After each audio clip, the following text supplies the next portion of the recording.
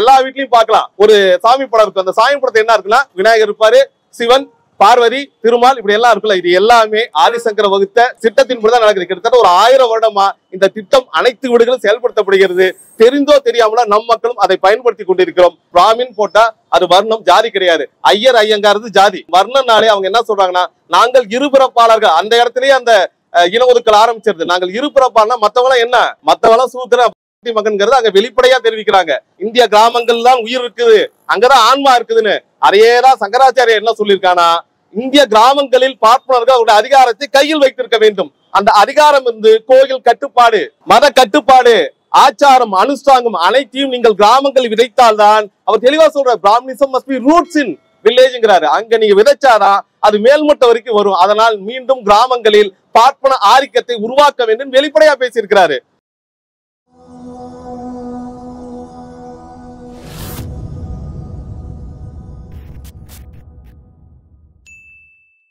காஞ்சி சங்கர மடத்தின் அதிபதியாக இருக்கிற விஜயேந்திர சரஸ்வதி அவர்களை கண்டித்து இந்த ஆர்ப்பாட்டம் நடைபெற்றுக் கொண்டிருக்கிறது. தோழர்களே, இந்த நிகழ்வு நடந்தது ஜனவரி மாதம் 18, 19. நிகழ்வு நடைபெற்ற இடம் பெங்களூரு. பெங்களூரில் நடைபெற்ற அகில பாரத கர்நாடக பார்ப்பன மகா சங்கம் அந்த நிகழ்வில் தான் காஞ்சி சங்கரத்தை 2ஆம் நாள் நிகழ்வில் பங்கெடுத்து இந்த கருத்தை பேசியுள்ளார். இதில் நாம் கவனிக்க வேண்டியது, அந்த நிகழ்வில் அவர் மட்டும் பங்கு கொள்ளவில்லை. கர்நாடகாவின் உயர் நீதிமன்றத்தில் நீதிபதியாக தற்போது வீற்றிருக்கின்ற அன்னைக்கு நீதிபதி தான் ஸ்ரீ சாந்த் மற்றும் கிருஷ்ணா எஸ் தீட்சித், இந்த 2 நீதிபதிகளும் அந்த நிகழ்வில் பங்கேற்று இதற்கு ஒப்பான அதே கருத்தை பதிவு செய்திருக்கிறார்கள். அங்கே கர்நாடக உயர் நீதிமன்றத்தில் இருக்கின்ற வழக்கறிஞர்கள் மற்றும் கீழமை நீதிமன்றத்திற்கு வழக்கறிஞர்கள் அனைவரும் இதை கண்டித்து தீர்மானம் நிறைவேற்றி மேலே அனுப்புகிறார்கள். அது உயர் நீதிமன்றத்தில் கிடப்பில் கிடைக்கிறது. ஏனென்றால் ஒரு உயர் நீதிமன்ற நீதிபதி என்று வருகிற போது அவர் இந்த அரசியலமைப்பு கொடுத்திருக்க செக்குலரிசம், மதசார்பின்மை என்ற தத்துவத்தை ஒப்புக்கொண்டுதான் அந்த பணிக்கு வர வேண்டும். அதற்கு மேம்பட்டு வழக்கறிஞர் பணி குறித்து அண்ணல் அம்பேத்கர் தெளிவாக வரையறுக்கிறார். வழக்கறிஞர் பணி என்பது சாட்சிக்கு வாதாடுவதாக இருந்தாலும் கூட அதில் நீதி நேர்மை வேண்டும். அவர்கள் தொழில் என்பது நியாயத்துக்கு உட்பட்டு சட்டத்துக்கு உட்பட்டு இருக்க வேண்டும் என்பதை குறிப்பிடுகிறார். ஆகவே அந்த வகையில் இந்த 2 நீதிபதிகளும் இந்திய அரசியலமைப்பு சட்டத்துக்கு எதிராக ஒரு குறிப்பிட்ட ஜாதி, ஜாதி கூட இல்ல, அது வர்ணம். ஏன்னா பார்ப்பன அவங்க போல பிராமின் போட்டா அது வர்ணம், ஜாதி கிடையாது. ஐயர் ஐயங்காரது ஜாதி. பிராமின் போட்டா அது வர்ணம். வர்ணம்னாலே அவங்க என்ன சொல்றாங்கன்னா நாங்கள் இருபிறப்பாளர்கள். அந்த இடத்துலயே அந்த இன ஒதுக்கல் ஆரம்பிச்சிருது. நாங்கள் இருபிறப்பாளனா மத்தவங்க என்ன மத்தவங்க சூத்திர பப்பாட்டி மகன்கிறது அங்க வெளிப்படையா தெரிவிக்கிறாங்க. அந்த நிகழ்வுல இப்படி 2 நீதிபதி கலந்துகிட்டு அவர்களும் இதே கருத்தா சொல்றாங்க. பார்ப்பன சமூகம் முன்பு போல இல்லை, நாம் ரொம்ப அடிமைப்பட்டு இருக்கிறோம், நமக்கு இருந்த வசதி வாய்ப்புகள் குறைந்து விட்டது, ஆகவே இனி வருங்காலத்தில் நாம் இதை முன்னெடுக்க வேண்டும். அந்த 2 நீதிபதி பேசுறாங்க. அவர்கள் மட்டும் இல்லாமல் ஒரு 8 மடாதிபதிகள் கலந்துக்கிறாங்க. அத்தனை பேரும் பார்ப்பன சமூகத்தை சார்ந்தவர்கள் தான். இன்னும் குறிப்பா சொன்னா சங்கராச்சாரியர் பேசின அந்த ஒரு அப்ட்ராக்ட் டைம்ஸ் ஆஃப் இந்தியால ஒரு 6 பாயிண்ட் கொடுத்திருக்காங்க. என்ன சொல்லியிருக்காருன்னா, அவரை பொறுத்த வரைக்கும் முதல் கட்டமாக அவர் இந்த பாரத பூமிங்கிறது தர்மம், தர்மம்னா சனாதன தர்மம். அந்த சனாதன தர்மத்தை பாதுகாக்க வேண்டிய கடமை பார்ப்பனர்களுக்கு உண்டு. அவர் பிராமணா சொல்ற பிராமணிசம் இங்க இருக்கணும். பிராமணிசம் இருந்தாதான், இந்த பார்ப்பனிய தன்மை இருந்தா மட்டும்தான் இங்கு சனாதன தர்மம் நிலைக்கும். அதனால் அந்த தர்மத்தை காக்க, சனாதனத்தை உயர்த்தி பிடிக்க பார்ப்பனர்கள் மீண்டும் தங்களுடைய பழமைவாதத்துக்கு திரும்ப வேண்டும். முதல் அறைகோவல்.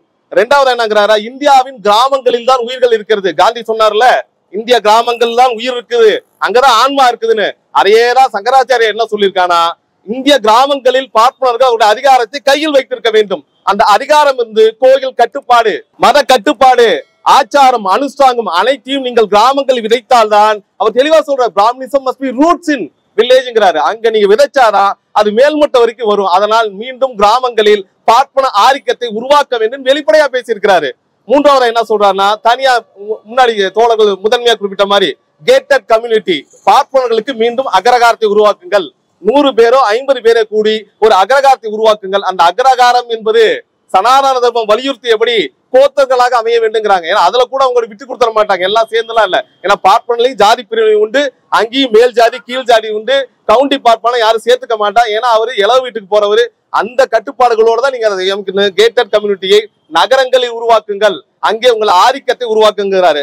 அடுத்து என்ன சொல்றாருன்னா, நீங்க மீண்டும் இந்த பழைய கலாச்சாரம், இந்த பாரத கலாச்சாரம் அவங்க ஒண்ணு வச்சிருக்கிறாங்க. இந்தியா நமக்கு, அவங்களுக்கு பாரதம் தானே. பாரத கலாச்சாரம் சொல்ற மடிசார் புடவைகள், அந்த வேட்டிகள், பஞ்சகஜ வேட்டி அணிகிறது, பொது இடங்கள்ல நீங்கள் யாருன்னு பறைசாற்றுங்கள். எங்கேயும் நீங்கள் உங்களுடைய கலாச்சாரம் சொல்லி அந்த பார்ப்பனியத்தை பறைசாற்ற மறக்காதீர்கள், அதை வெளிப்படையாக பேசுங்கள். இன்னும் சொல்லலாம், இந்தியா விட்டு வெளியேறாதீர்கள்.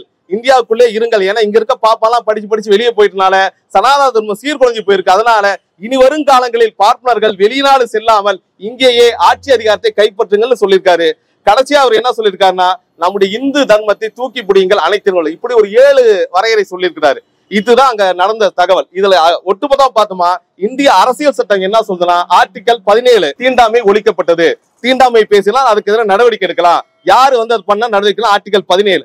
ஆர்டிகல் 15 என்ன சொல்றதுன்னா, டிஸ்கிரிமினேஷன், யாரையும் இனம், மொழி, ஜாதி, பிறந்த இடம், மதம் காரணம் காட்டி நீங்கள் ஒதுக்க கூடாது அப்படி இந்த 2 அரசியலமைப்பு சட்டம் சொல்லுதுல. இந்த 2 அரசியலமைப்பு சட்டத்தையும் மீறிதான் அங்கு பங்கேற்ற அனைவரும், இவர் மட்டும் இல்ல, அந்த ஒட்டுமொத்த பார்ப்பனிய திமிர்பிடித்த கூட்டமும் இதே கருத்தை தான் பேசியிருக்கிறார்கள். அதில் அந்த உயர்நீதிமன்ற நீதிபதிகள் சங்கராச்சாரியார் மேலும் ஒரு 10-12 சங்கராச்சாரியர் இதை தான் பேசியிருக்கிறார்கள். ஆக மொத்தம் அதன் கருத்தாக்கம் ஒன்றுதான், சனாதன தர்மம் நால்வர்ணத்தை அங்கு பறைசாற்ற வேண்டும், அதை அனைத்திலும் எடுத்துக்கொண்டு போக வேண்டும் என்று சொல்லியிருக்காங்க. இல்ல குறிப்பா பார்க்க வேண்டியது இந்த காஞ்சி மடம். பொதுவா சொல்றோம்ல, அந்த காஞ்சி காமகோடி மடம் என்பது ஒரு பாரம்பரிய மடம்லாம் கிடையாது.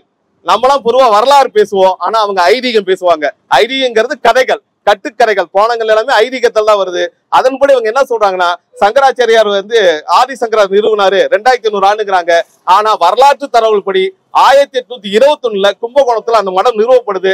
அதுவும் தனி இல்ல, நம்ம சொல்லுவோம்ல இந்த கம்பெனியோட பிரான்ச்னு, அப்படி ஏற்கனவே சிருங்கேரி மடத்துல இயங்கிட்டு இருந்த சங்கர மடத்தோட ஒரு பிரான்ச் தான் எங்க ஆரம்பிச்சாலும் கும்பகோணம். கும்பகோணத்துல இருந்து அவங்க 1834 வாக்குல காஞ்சிபுரத்துல ஒரு கோயிலுக்கு கும்பாபிஷேக உரிமை கேட்டு அன்றைய கும்பகோணம் மடத்தினுடைய அதிபதி எழுதிய கடிதம் இன்றும் ஆவண காப்பத்தில் இருக்கிறது. அதன் பிறகு வழக்கமாக சொல்லுவோம்ல, கதவை திறந்து பாப்பா உள்ள வந்தா மறுபடியும் வெளியே போக மாட்டான்னு, அந்த வகையில் அந்த மடத்தை பிடிச்சிருந்து முதன்மையா அந்த மடத்தை அவர்கள் பிடிக்கும் பொழுது அதை சுற்றி அமைந்திருது பௌத்த மற்றும் ஜமன சமய வழிபாட்டு தலங்கள். அத்தனை தலங்கள்லயும் அவர்களுக்கு விருப்பமான கடவுளை நிறுவி, ஏன்னா அவங்க வழிபடுற அந்த ஆதிசங்கரங்கிறது என்னங்கிறாருன்னா, அவர் சண்மதம் நிறுவுறாரு. அந்த சண்மதங்கிறதே ஆகமத்துக்கு எதிரானதுதான்.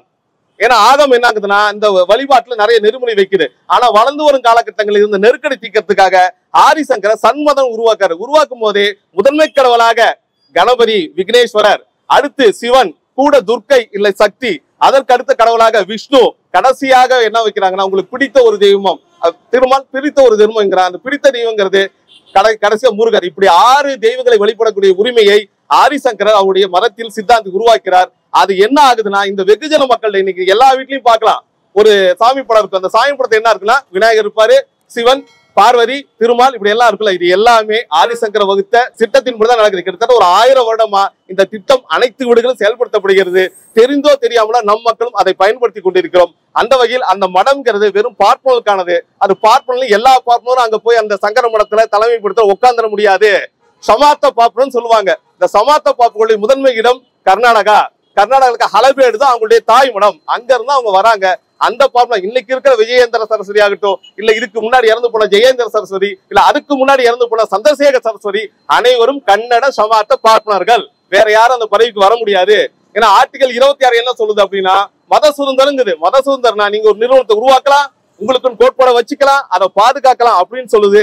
அதே சரத்துல ஒன்னும் குறிப்பிடுறாங்க, ஒருவேளை நீங்கள் உருவாக்கி இந்த மடங்கள் இல்ல நீங்க உருவாக்கிய ஒரு நிறுவனம், ஏன்னா மதங்கிறது நிறுவனமா தான் பார்க்க முடியும், அரசியல் சட்டம் சொல்லுது. அந்த நிறுவனங்கள் மக்களின் வாழ்க்கைக்கு இடையூறாகவோ இல்ல மக்களின் நல்வாழ்வுக்கு இடையூறாகவோ இருக்குது, இல்ல அங்க இருக்க சோசியல் ஹார்மனை கெடுக்குதுன்னா அதன் மீது நடவடிக்கை எடுக்கலாம் தெளிவா குறிப்பிடுது. ஆகவே தமிழக அரசு இந்த விஷயத்தை கவனத்தில் கொண்டு, ஏன்னா மீடியால எங்க இருந்தோ தான் எடுக்கலாம், தமிழக அரசு இந்த விஷயத்தை கவனத்தில் எடுத்துக்கொண்டு இந்திய அரசியலமைப்பு சட்டத்தை அவமதித்து இன ஒதுக்கலை பேசிய, நம்ம இந்த வெளிநாட்டுல சொல்ற மாதிரி இன ஒதுக்கல் நிறவெளி மகள் அந்த மாதிரி பார்ப்பன வெறி கொண்டு பேசிய சங்கராச்சாரியர்களும் அந்த உயர்நீதிமன்ற நீதிபதிகள் மீதும் தக்க நடவடிக்கை எடுக்க வேண்டும். அது தொடர்பாக இந்த போராட்டத்தை முன்னெடுத்திருக்கின்ற திராவிட விடுதலை கழகத்துக்கு சிபிஎம் சார்பாக புரட்சிகர வணக்கத்தையும், இதில் பங்கு கொண்டிருக்க அனைத்து தோழமைகளுக்கும் என் புரட்சிகர வாழ்த்துக்களை தெரிவித்துக் கொள்கிறேன். தோழர்களே, நன்றி, வணக்கம்.